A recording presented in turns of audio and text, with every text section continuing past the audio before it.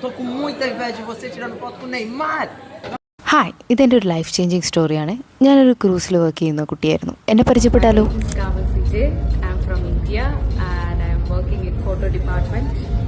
ഞാൻ വർക്ക് ചെയ്യുന്ന സമയത്ത് ഷിപ്പ് ആക്ച്വലി ബ്രസീൽ സീസണിലേക്ക് സെയിൽ ചെയ്യായിരുന്നു.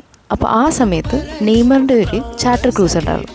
എല്ലാ ഫുട്ബോൾ ലവേഴ്സിനെ പോലെയും എനിക്കൊരു ആഗ്രഹം ഉണ്ടായിരുന്നു നേരിട്ട് കണ്ട് ഒരു ഓട്ടോഗ്രാഫ് മേടിക്കാൻ. കുറേ തവണ ശ്രമിച്ചു, പക്ഷെ കാണാൻ പറ്റിയില്ല. അങ്ങനെ നെയ്മർ പോകുന്നതിൻ്റെ തലേന്ന് വർക്ക് കഴിഞ്ഞ് ഞാൻ ടെറസിൽ പോയി. അവിടെയായിരുന്നു നെയ്മറിൻ്റെ ഷോസും പരിപാടികളെല്ലാം നടക്കുന്നത്. ആ സമയത്ത് അത്രയും വലിയ ക്രൗഡിൻ്റെ ഇടയിൽ ചെന്നിട്ട് ഞാൻ നെയ്മറിനെ അന്വേഷിച്ച് ഒരു ഓട്ടോഗ്രാഫിന് വേണ്ടിയിട്ട് ഫൈനലി ആളെ കണ്ടുപിടിച്ചു.